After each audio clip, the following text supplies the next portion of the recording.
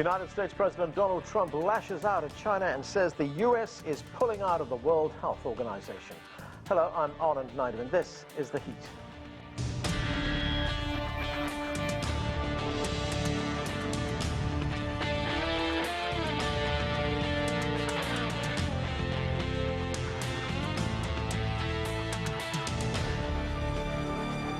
Speaking from the White House Rose Garden, President Trump outlined some strong measures against China.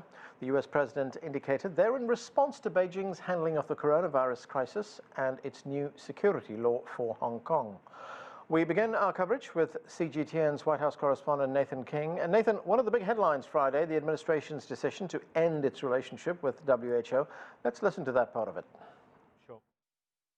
China has total control over the World Health Organization, despite only paying $40 million per year compared to what the United States has been paying, which is approximately $450 million a year. We have detailed the reforms that it must make and engage with them directly, but they have refused to act. Nathan, this announcement coming, of course, as the world is in the grips of a pandemic. And so how significant is this development? Well, I mean, that's incredibly significant in itself, isn't it? I mean, joining the biggest public health multilateral institution in the middle of a pandemic. And, you know, all these reforms that the US president is talking about, what exactly are they? Has he detailed them? No. So basically, you know, we know the US president doesn't like multilateral forums. I've actually lost count, I think, of the number of agreements or institutions that the US has either left or ignored.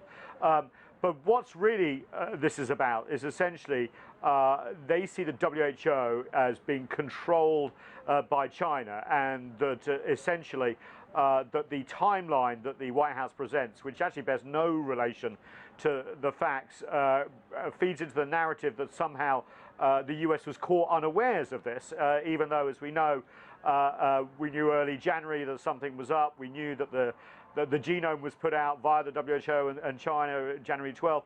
So essentially, the WHO is a proxy for China as well. And if you're worried, let's say this was a problem, China's influence in the WHO. If you're worried about that, why would you pull out? Wouldn't you want to stay and try and change it? So it's really a sort of a deflection, it seems, and it plays to his base. You know, it's a UN institution. They don't like the United Nations, globalists, etc., etc. But it's really serious. Because, okay, the money will be made up by others, but US public health has generally led the way, for example, in developing nations, battling against Ebola, helping to develop norms after COVID-19 will require the world's biggest public health voice and also the richest country. And the Trump administration are just walking away from that. Now, if Trump isn't re-elected, maybe they'll go back in. Maybe they won't pull out entirely. He has been known to change his mind, but he was very definite. He said, as of today, that's it. Nathan, the White House also announcing that it's stripping Hong Kong of its special status. What can you tell us about that, and what were the other big announcements? Yeah, that's the big one. It wasn't actually expected to be announced just now, and we still don't have the details. Basically, since the early 90s, the US and Hong Kong have had a special arrangement whereby it's treated separately from the rest of China when it comes to trade, but also other things as well. And the US president has basically said, look, we're going to basically show no difference after Mike Pompeo said there wasn't enough autonomy. But we don't have the details yet. It may be they slow roll it. They may focus on certain areas, but it could be that the tariffs imposed in China during the trade war could be go to Hong Kong. And a lot of businesses have been pushing back on this. I mean, there are 85,000 US citizens who live and work in Hong Kong, lots of businesses, and this could actually hurt a lot of US businesses as well. The other thing which was expected was this sort of long-arm jurisdiction that we've seen with the US in terms of sanctions on People's Republic officials and Hong Kong officials. Now, we don't know exactly what those will be, but that's another one of the, as well as university students studying high tech. Thanks, Nathan. CGTN's White House correspondent Neysun King. Thanks. I want to bring in my first guest right now, Kishore Mahbubani. He's a distinguished fellow at the Asia Research Institute at the National University of Singapore. He's also author of the book, Has China Won?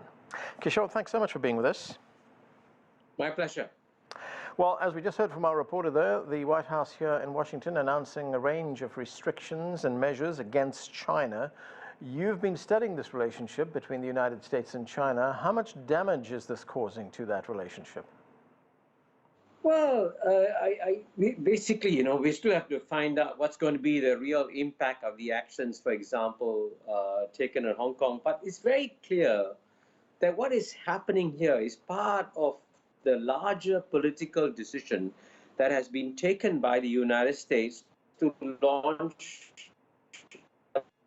political conflict against China. The tragedy here is that, as I document in my book, that the United States has decided to launch this geopolitical contest without first working out a kind of comprehensive long-term strategy that he wants to use in this geopolitical contest. An insight, as I say, that was given to me by Henry Kissinger when I met him in the preparation for the book. So you've got to understand the larger dimensions of what is happening before you can understand specifically what is being taken in the actions against Hong Kong.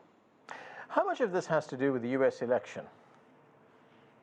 Oh, certainly. I think in the short term, clearly it's being driven by the elections. And as you know, President Trump is to some extent in trouble because of the mismanagement or perceived mismanagement of COVID-19. So it's China becomes an easy target. But I would say you also have to look beyond the elections. And I can confidently predict that these geopolitical contests between U.S. and China will continue also even after the election, because that's the one issue on which there seems to be a bipartisan consensus in the United States is on China. So even Joe Biden, who when he was vice president was relatively calm and courteous towards China, now feels obliged to attack China because that's the mood. That's what the mood is like in the United States.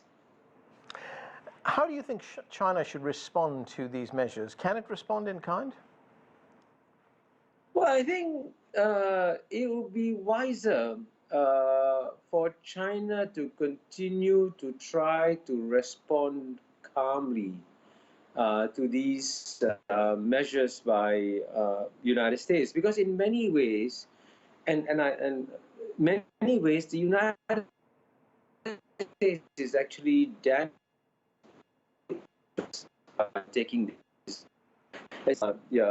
President Trump announced that he's going to walk away from the World Health Organization.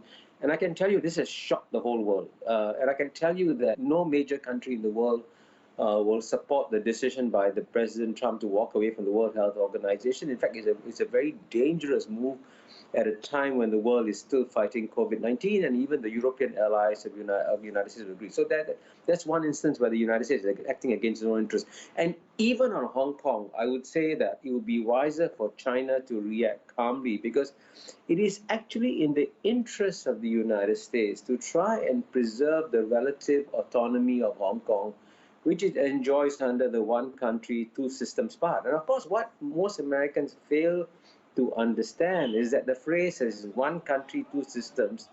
They focus on two systems, but there's also a one country dimension. And it's perfectly natural for China to say, if I have some vital national interest, like protecting my security, I have to do so.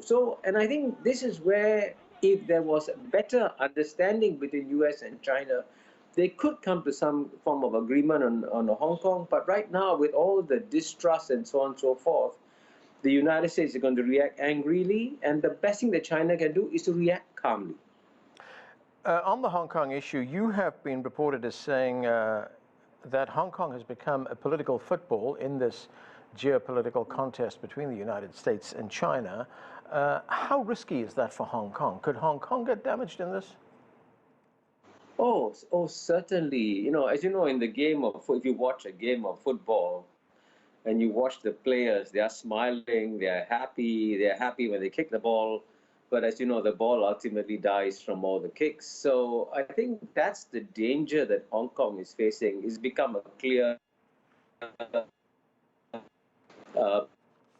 because, when the United States political contest against China, it is always, of course, it will then look for ways and means of embarrassing China And certainly they will find anything that happens in Hong Kong and use it against China. But the people who will suffer will not be the people, the 1.4 billion people in China. The people who will suffer will be the 7 million people in Hong Kong. And frankly, to avoid being used as a political football, it's important for Hong Kong to have very good, sound geopolitical instincts. But one of the mistakes that the British made when they ruled Hong Kong for 150 years, they locked up the box called politics. They didn't allow the development of any kind of a political class. So Hong Kong is a major financial center, a good place to visit and so on and so forth, but it is structurally weak because it's never developed a political class that understands that in this larger geopolitical games that are being played, Hong Kong has got to be moved very carefully and ensure that it doesn't do anything that gets it in the line of fire of these two superpowers. And that's the real danger that Hong Kong faces. China, of course, has just finished its very important two sessions meetings. What, in your view, were the main messages that came out of those gatherings? Well, I must say that the one thing that the strategic asset that China brings to the table today is that it has, I would say, by most global standards, a relatively high standards of what I call good governance. And for example, I tell you that, if you read the transcript of Premier Li Keqiang at his press conference, and he explained very clearly why China is going to enter a very difficult economic environment globally and domestically, and that said he will not announce any trade figures. But he also gave hints that China is prepared to carry out even bolder measures. So, for example, as you know, there's something called the CPTPP that was negotiated by the 11 countries after President Trump walked away from the TPP. And he says, well, China might consider joining the CPTPP. And if China does so, that will be a tremendous boost to this region. It would make this region even more dynamic after COVID-19 is over. So this is, I guess, the strategic asset that China brings to the table, is always thinking around the corner, thinking long term, and that's what I also encourage the United States to do. The United States will also start thinking long term and carefully, like China, if it wants to, in a sense, succeed in this contest that it is taken on with China. Kishore, Mahbubani, thanks so much for joining us, sir. Okay, let's continue the discussion now with our panel. Here in Washington, Sourabh Gupta is Senior Asia-Pacific International Relations Policy Specialist at the Institute for China-American Studies. Joining me from Beijing, Einar Tangen is a current affairs commentator. Neysun Mahboubi is a research scholar at the Center for the Study of Contemporary China with the University of Pennsylvania. Welcome to all of you. Einar Tangen, let me start with you. More fiery anti-China rhetoric from President Trump on Friday afternoon. He also talked about Hong Kong, of course, as we've just been discussing. Let's listen to part of what he had to say. The U.S. has significant interests in Hong Kong. We urge the U.S. to have a clear view about the situation and to stop interfering in Hong Kong affairs and China's domestic affairs.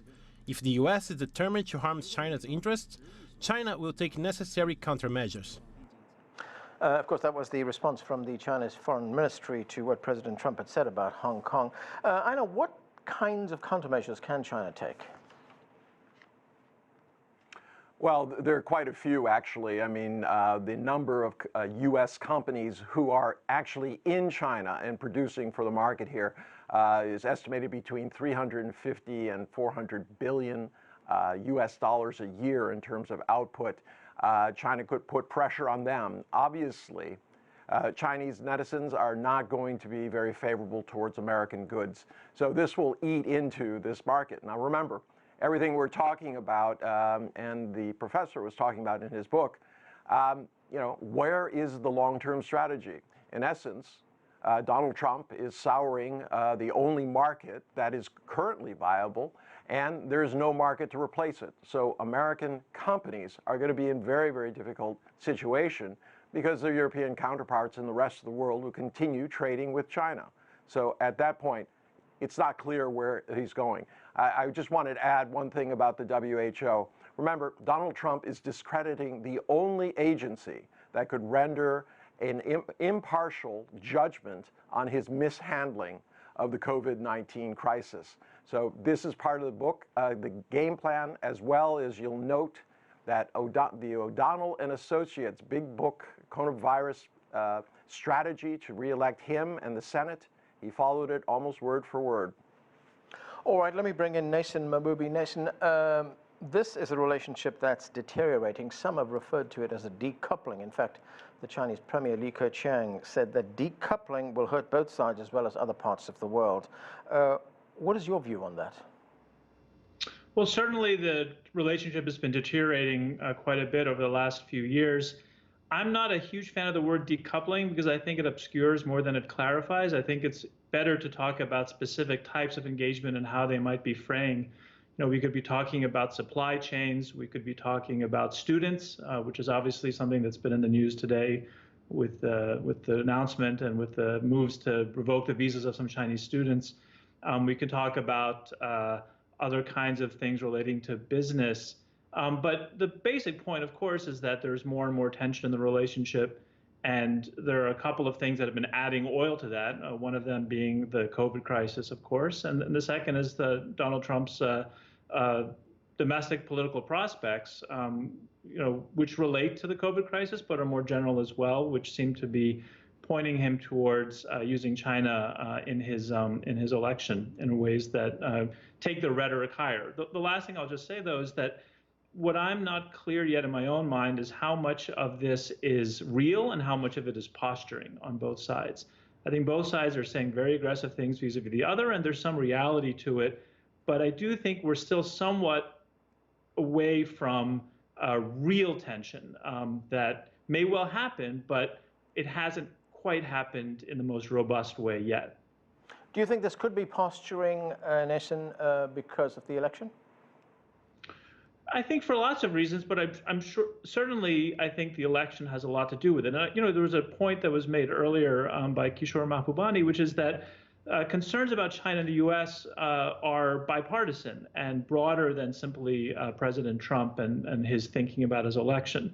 So there is this stuff that's in the mix here in the political discourse, but then I do think there are some ways in which President Trump has fixated on this issue as something that relates to his electoral prospects, and that has just added another layer of rhetoric, harsh rhetoric to the mix, which of course we saw in his announcement earlier today.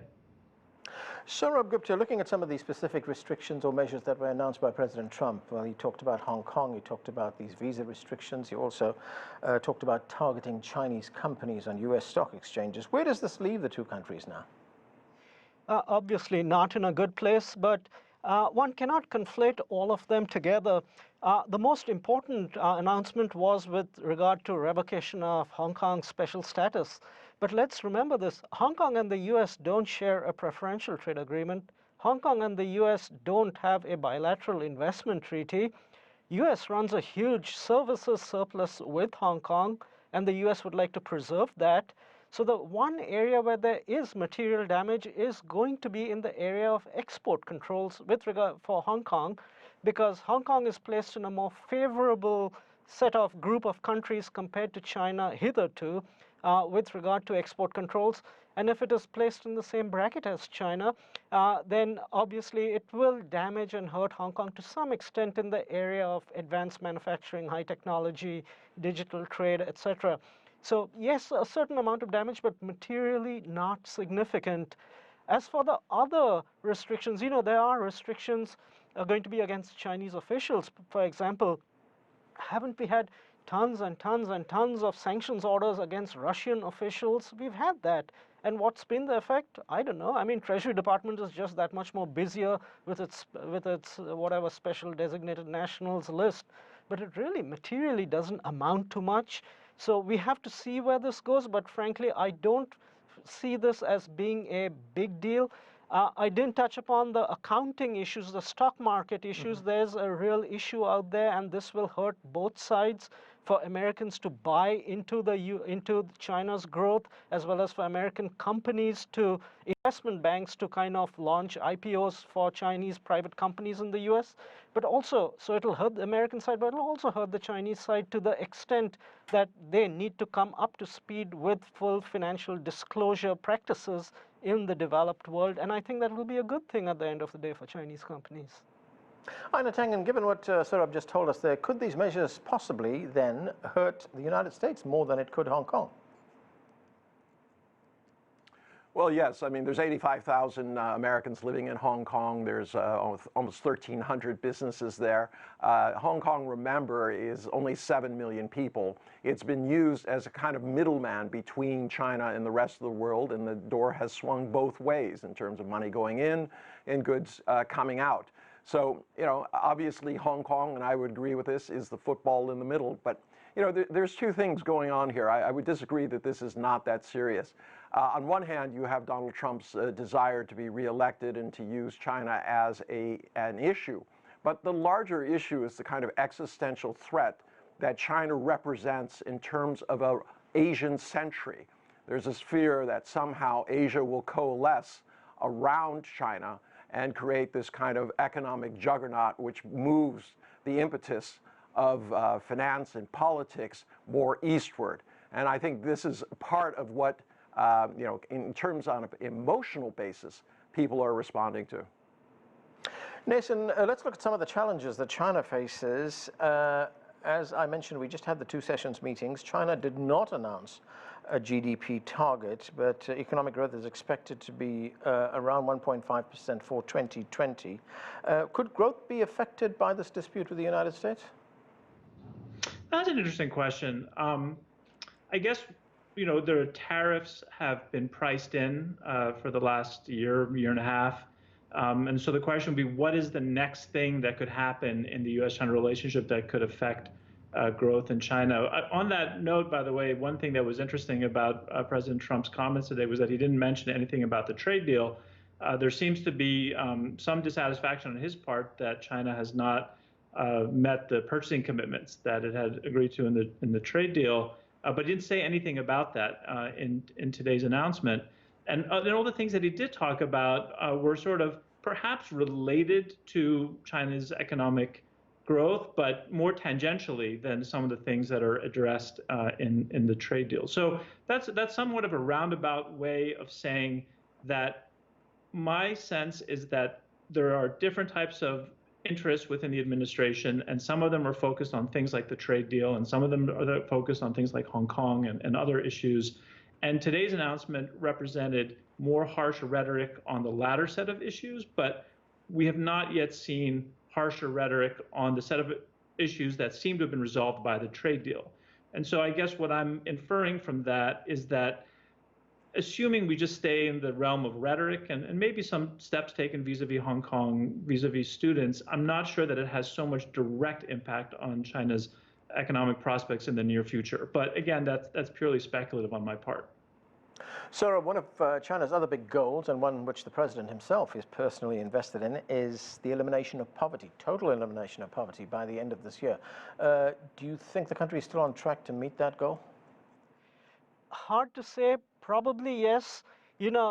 President Xi Jinping has spent a great deal of effort and a good deal of time, frankly, after China came out of COVID, or basically had it substantially under control, where he immediately pivoted to the issue of dealing with environment and dealing with poverty. So it's gratifying to see this simply from the purpose, because this has been a kind of medium-term focus over the last 3-4 years. The focus has been on financial de-risking, poverty alleviation, and building environmental sustainability. And that even in the context of this huge trade fracas that we've had with the United States and is ongoing in many respects, in terms of the massive once-in-a-100-year pandemic event that we are facing, that once he feels that he has this substantially in control, that he is pivoting to that front, just shows the degree of emphasis that the Chinese government authorities are putting on poverty alleviation, and ensuring also that even once they come out of poverty, that they don't slip back into poverty. So whether he hits the target or not, I don't know, but he will certainly come very close to it. But that emphasis, which is more important, is right there, and I think is frankly very commendable. I know China has also long expressed its desire to diversify its economy, to move away from being largely a manufacturing center into more of a service economy. Is that still on track? Well, yeah, for China, it's going to be more about developing its own economy. You saw that in the things in the pressers that was given by the opening and at the closing, and it's very detailed. I mean, there's a real difference in there's a real contrast between today's broadside salvo, which talked in general terms about everything that was wrong, versus the closing of the NPC, where they talked about all the specifics that are necessary to accomplish, the poverty and all the things that you mentioned. So right now, you see a divergence, both in terms of rhetoric, in approach, and I do think that this is fairly serious. You cannot continue to kind of kick this relationship and expect it to go on. There's a growing amount of feeling here in China that the U.S. is unfairly targeting it. There is no sense that what the U.S. says is true, and therefore China will continue on developing its own future, not only internally, but through things like RCEP, where they try to, as I say, gather those who are willing and believe that a global or regional trade is beneficial to their economies. Neysun, very quickly, I've only got about 30 seconds. Do you think the United States would be able to repatriate some of its manufacturing capability back here if this dispute continues? That's a great question. And I would say simply that there's not a huge likelihood that all of that can be brought back to the U.S. There's a greater likelihood that it can be taken to other countries. There's discussion of Mexico, Vietnam, India. But China has certain advantages that it can scale up in terms of its ability to make very precise things for U.S. manufacturers. And I am not convinced that U.S. business can completely walk away from that under either scenario. Okay, that's where we have to leave it. Thanks to all of you for being with us. That is it for this edition of The Heat. I'm Anand Naidu in Washington, D.C. Thanks for watching.